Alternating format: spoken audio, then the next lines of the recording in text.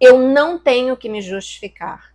Você já ouviu essa frase de alguém? Ou você mesmo disse em algum momento?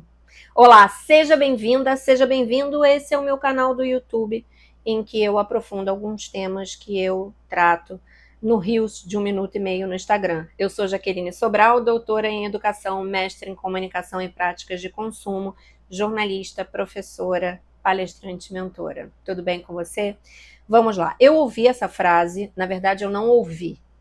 Ela foi escrita, né? Eu não tenho que me justificar, num grupo de WhatsApp do qual eu faço parte. E isso foi recente, foi essa semana. E isso me fez refletir bastante a respeito. Essa pessoa entrou no grupo, né, e fez uma afirmação, colocou lá uma mensagem que não foi interpretada de maneira muito bacana pela maioria das pessoas. Ela usou palavras no diminutivo, ela foi imperativa, né? O que é ser imperativo? Faça isso, leia aquilo, escute. Então, assim, palavras diminutivas, como por exemplo, queridinha, ou coisas do tipo.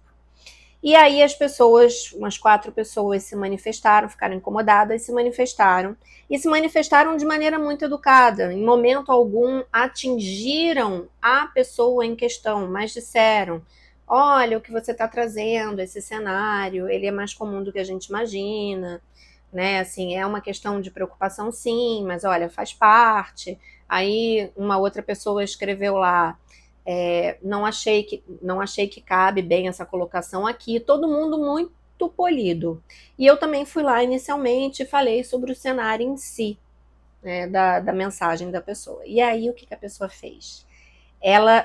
A primeira mensagem já tinha sido pé na porta. Diante das reações, ela foi com outro pé, com o joelho, com o braço, com o cotovelo, com tudo. E aí eu tentei amenizar, eu escrevi lá, né? E eu sempre confesso a você que eu quase não participo das tretas dos grupos de WhatsApp, assim. Eu tenho um pouco de preguiça, misturada a inteligência emocional, misturada a estar atolada com outras coisas, mas eu resolvi tentar amenizar e coloquei lá no grupo que talvez a primeira mensagem dela tenha sido num tom inadequado. E aí eu coloco tom entre aspas, porque precisamos ter muita clareza de que mensagem de texto não tem tom. Isso é um perigo. Ela oferece um leque de possibilidades de interpretação, porque ela não traz o semblante da pessoa, ela não traz o colorido da voz, a entonação, ela não traz a postura corporal, então isso dá uma margem imensa à interpretação. Então, se eu escrevo lá, não posso ir no almoço, você pode interpretar como, não posso ir no almoço, ou seja, eu queria muito ir ao almoço. Ou, não posso ir no almoço, de uma maneira mais brusca. Enfim, há diversas possibilidades, por isso que eu estou dizendo que eu coloquei lá, né, que talvez o tom tenha sido inadequado. E foi aí, escrevi outras tantas coisas, mas a pessoa se limitou a escrever de volta: meu tom não foi adequado, eu não tenho que me justificar. E aí vamos avaliar um pouquinho, porque se você já recebeu esse tipo de mensagem, falada ou escrita, vale a pena você tentar entender um pouco o lado da outra pessoa. E se você foi o protagonista dessa frase, também vale a pena entender. Nós temos uma parte do cérebro chamada sistema límbico, que é o centro das emoções. É a parte do cérebro que reage, que fala de maneira mais impulsiva, que não tem consciência social, ou seja, não está se lixando para como que a gente vai se expressar, como vai chegar isso do outro lado.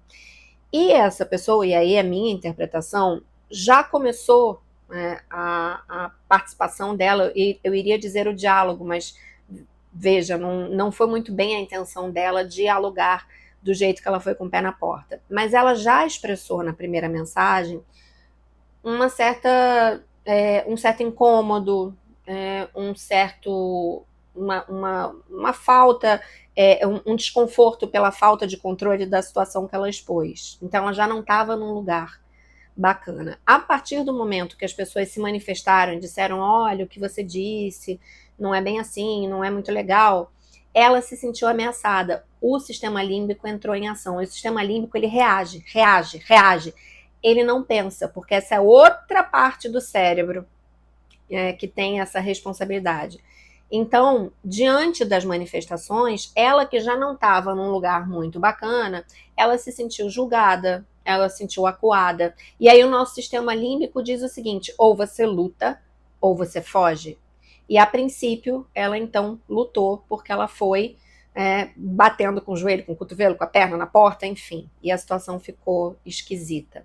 Segundo a comunicação não violenta, por trás de toda manifestação trágica de violência ou de agressividade, há uma necessidade não atendida. Não estou dizendo aqui que houve uma agressividade imensa nessa história que eu estou relatando. O fato é que está claramente posto que uma necessidade dessa pessoa não estava sendo atendida. Já não estava desde o início da primeira mensagem, conforme as pessoas foram reagindo, né? E uma pessoa disse lá claramente: você precisa estar preparada para as reações dos outros a partir do momento que você resolve dizer o que você pensa da maneira que você pensa, ou seja, sem filtro. E sim, mas a partir dessas reações a pessoa se sentiu ainda mais acuada, o sistema límbico entrou em ação. O que ela poderia ter feito diferente? Ela poderia, em vez de dizer não tenho que me justificar, ela poderia ter dito: gente, eu entendi que a forma como eu falei incomodou vocês e não foi a minha intenção. Quando ela frisa que não foi a intenção dela, ela mantém o diálogo. Então o diálogo segue. A partir do momento que ela diz eu não tenho que me justificar, ela fecha a porta para a conversa. E aí ou as pessoas, digamos, né, batem mais nessa frase dela, como assim, você não tem que se justificar, por que você falou então tal coisa desde o início, ou as pessoas se calam. A resposta dela foi endereçada a mim. Eu entendi que ela fechou a porta para a conversa. Eu me calei, porque não vale a pena prosseguir.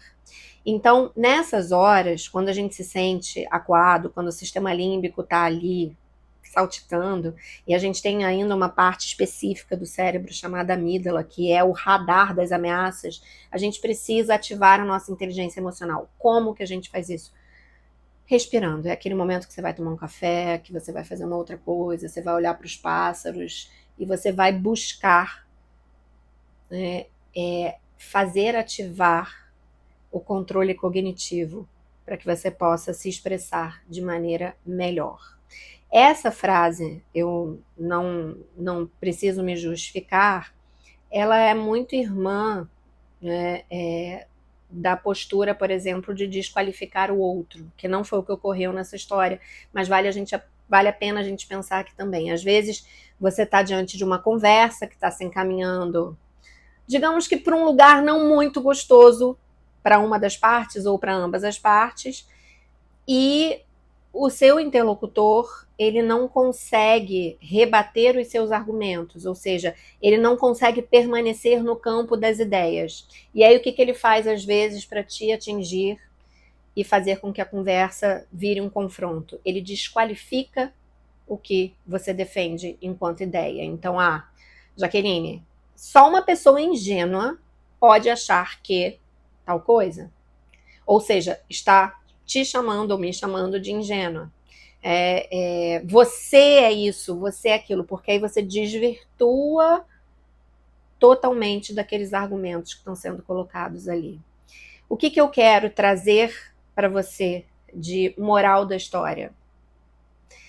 Precisamos trabalhar o que o Daniel Goleman chama de consciência social. Então, sim, às vezes estamos irritados, chateados, nos sentindo ameaçados, nos sentindo fora, né, do controle, e precisamos expor isso num grupo de WhatsApp, que foi o exemplo da história. Ok. Mas qual é a melhor forma de fazer isso? O Marshall Rosenberg, da comunicação não violenta, vai dizer: comece com eu. Eu sinto que, eu estou triste, eu estou chateada, eu estou tensa, E aí depois você explica o porquê, ou seja, qual é a necessidade que está por trás desse sentimento. E você, em vez de exigir do outro, como a protagonista da história que eu trouxe aqui fez, faça isso, leia aquilo, você pede. Será que é possível que... Porque isso faz com que os escudos e as armaduras dos seus interlocutores não sejam acionados e você consiga realmente ter uma conversa.